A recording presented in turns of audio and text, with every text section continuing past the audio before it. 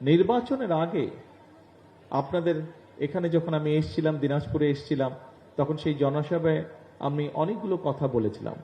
নিশ্চয়ই আপনারা খেয়াল করেছেন যে নির্বাচনের পরে আলহামদুলিল্লাহ আল্লাহর রহমতে আমরা যখন সরকার গঠন করতে সক্ষম হয়েছি, তারপরে 1 মাসের মতন, এখনো বোধহয় 2 দিন বাকি আছে 1 মাস হতে, 1 মাসের মতন সময়ের মধ্যে আমরা চেষ্টা করেছি যে বাংলাদেশের মানুষের কাছে আমরা যে ওয়াদাগুলো করেছিলাম, সেই ওয়াদাগুলোর কতগুলো ওয়াদা আমরা ইতিমধ্যে কাজ শুরু করেছি।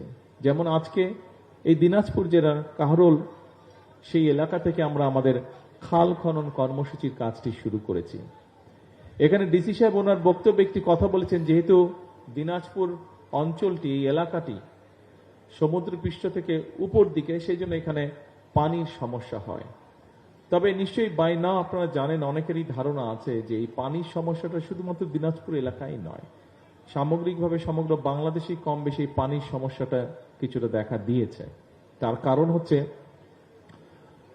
অনেকগুলো বছর ধরে আমাদের নদী নালা খালগুলো বন্ধ হয়ে গিয়েছে বা ভরাট হয়ে গিয়েছে, এবং ভরাট হয়ে যাবার কারণে এখানে শুষ্ক মৌসুমে পানি থাকছে না, বর্ষা মৌসুমে পানি আসলেও যে পরিমাণ পানি থাকার কথা সে পরিমাণ পানি থাকছে না, এবং একই সাথে বর্ষা মৌসুমে বা হঠাৎ করে উজান থেকে যখন পানি আসছে তখন খালগুলো এবং নদীগুলো ভরাট হয়ে যাওয়ার কারণে পানিগুলো দুপাশে মানুষের ঘর বাড়ি, ফসল ফলাদি, গবাদি পশু এগুলোকে নষ্ট করছে।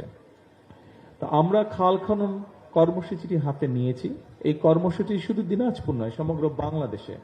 আমরা বলেছি বাংলাদেশের মানুষকে নির্বাচনের আগে আমাদের পরিকল্পনা রয়েছে যে আগামী 5 বছরে আমরা প্রায় 20,000 কিলোমিটার খাল খনন করব।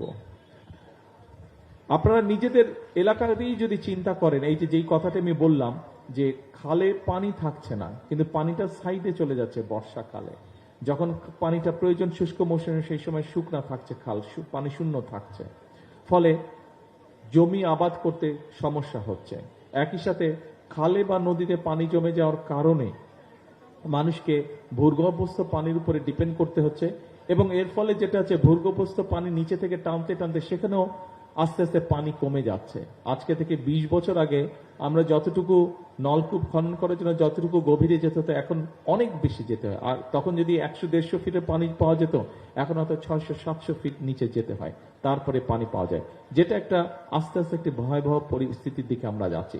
সেজন্যই আমরা চাইছি যে খালগুলো যদি আমরা খনন করি, সেখানে যদি ভরা মৌসুম এবং শুষ্ক মৌসুমে আমরা পানি ধরে রাখতে পারি, তাহলে মানুষ যেমন ব্যবহার করতে পারবে, কৃষিকার্যের জন্য ব্যবহার হবে, এবং আস্তে আস্তে ভূগর্ভস্থ পানিতে রিচার্জ হওয়ার, যেটি শূন্য হয়ে গেছে সেটি রিচার্জ হবে।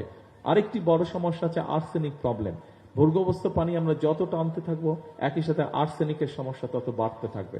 আমরা যদি খাল খননের মাধ্যমে, নদীগুলো খনন করার মাধ্যমে আমরা এই পানিগুলোকে ধরে রাখতে পারি, তাহলে পানিগুলো আস্তে আস্তে ভূগর্ভস্থ পানি রিচার্জ হতে থাকবে।